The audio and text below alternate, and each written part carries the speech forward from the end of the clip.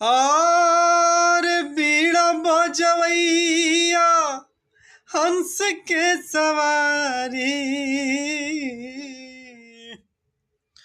हो। बीड़ा बजवैया हंस के सवारी दुआरी के कर जाई,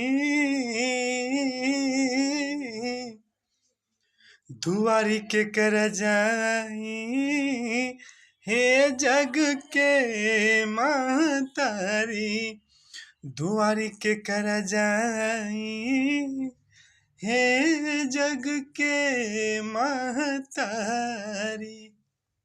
बीड़ा बजवैया हंस के सवारी दुआरी के कर जाई हे जग के महतारी।